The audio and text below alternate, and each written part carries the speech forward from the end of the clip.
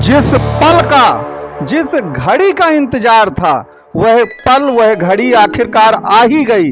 कर्म का जो देवता है शनिदेव, वह अपने कर्म स्थान पर आ ही गए। तो अब इससे प्रश्न उठेगा कि जब कर्म का देवता कर्म के स्थान पे आ गया है तो इससे क्या फर्क पड़ेगा।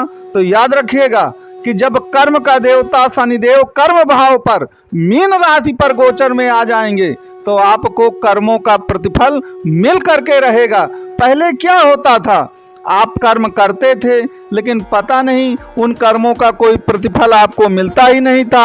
आपको लगता था कि हमारी तो किस्मत ही खराब हो गई है और हमें कर्मों का कोई फल मिल ही नहीं रहा। चाहे हम जितनी मेहनत कर लें, जितना पुरुषार्थ कर लें, उसका कोई भी फल प्राप्ति हमको नहीं हो रही है। लेकिन जब से शनिदेव ने मीन राशि में अपना परिवर्तन किया है, जब से वह 29 मार्च 2025 से मीन राशि में आ चुके हैं, याद रखिएगा कर्म का देवता आपके कर्म भाव पर अब आ चुका है। जिनको भी थोड़ा सा भी ज्योतिष का नॉलेज होगा वह जानते हैं कि आपके कर्म भाव की जो राशि पड़ेगी, जो भी मिथुन राशि के जातक होंगे, वह दशम भाव की राशि पड़ेगी और दशम से एक घर पहले नवम भाव होता है। तो ज्योतिष में सबको मालूम है कि जिस भाव पर कोई ग्रह विराजमान होता है उससे पहले का भाव 12वां भाव कहलाता है। तो शनिदेव जो मीन राशि में आपके आ गए हैं, अगर उससे पहले के भाव को देखा जाए ना, जो वो भाग्य भाव पर अब तक विराजमान हो रहे थे, वह कर्म भाव से 12वां भाव कहलाता है। इसीलिए कर्मों का प्रतिफल नहीं मिल रहा था। और वैसे भी आप जानते हैं कि शनिदेव को भाग्य से कोई लेना देना नहीं है, क्योंकि शनि संघर्ष करके राजा बने हैं, उन्हें कर्मों से लेना देना है। वो न्याय के देवता हैं। अगर आप कर्म करेंगे तो न्याय आपको मिलना तय है। तो जो शनिदेव हैं, जब वह कर्म के भाव पर आ जाते हैं तो अपना असली जो प्रतिफल है वह 100% मिलना तैयार हो जाता है। अब जो शनिदेव हैं वो इस समय पूर्वा भाद्रपद नक्षत्र में चल रहे हैं। तो अब आप कहेंगे इससे क्या होगा, तो यहाँ पर याद रखिएगा कि आपने तो सुना ही होगा ज्योतिष में कि जो गुरुदेव बृहस्पति की दृष्टियां होती हैं ना, वो अमृतमयी होती हैं। तो गुरुदेव बृहस्पति का ही नक्षत्र है पूर्वा भाद्रपद, और शनिदेव जो हैं मीन राशि में इसी नक्षत्र में प्रवेश किए हैं 29 मार्च 2025 को।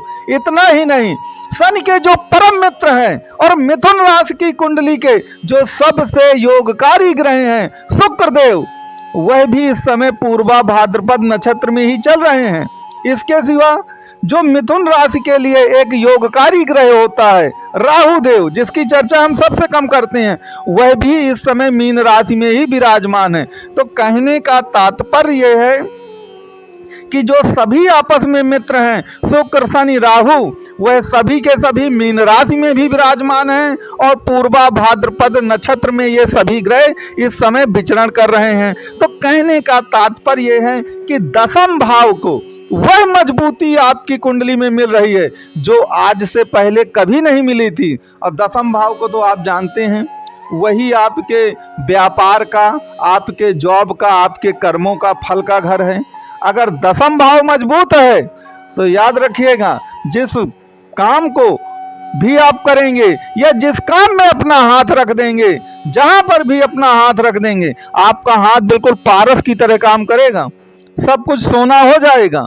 और अभी तक तो आप सोचते रहे होंगे कि महाराज अभी तक तो कुछ हुआ नहीं, क्योंकि किस्मत के भाव पर शनिदेव जो हैं वह अच्छा प्रतिफल प्रदान करते ही नहीं हैं, इसीलिए आपको प्रतिफल नहीं मिला। लेकिन मैं हमेशा कहता हूं कि अगर ज्योतिष को आपको देखना है तो संपूर्णता में देखिए तो ज्यादा अच्छा रहेगा।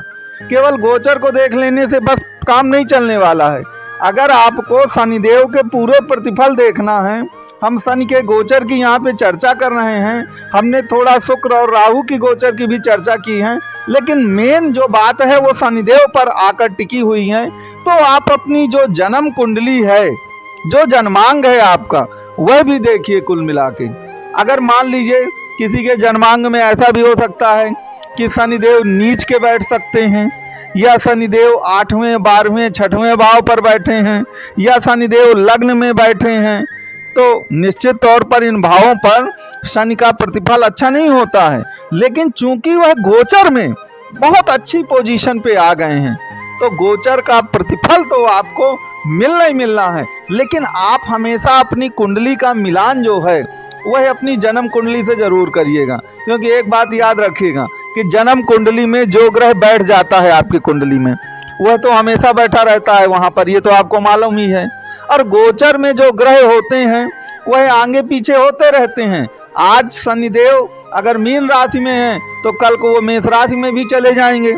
लेकिन अगर आपकी कुंडली में शनिदेव जिस राशि में बैठे होंगे, मीन में बैठे हों, मिथुन में बैठे हों, वृष में बैठे हों, जिस भी राशि में और जिस भी भाव पर बैठे हैं आपकी जन्म कुंडली में, आप ये बताइए कि क्या वो वहां से हट जाएंगे? क्या वो वहां से कभी नहीं हटेंगे। इसलिए जब भी आप गोचर के प्रतिफल को देखें तो अपनी जो जन्म कुंडली है उससे मिला करके उसको जरूर देखें। अगर उससे मिला करके देखेंगे तो निश्चित तौर पर आपको रिजल्ट 100% प्राप्त होगा।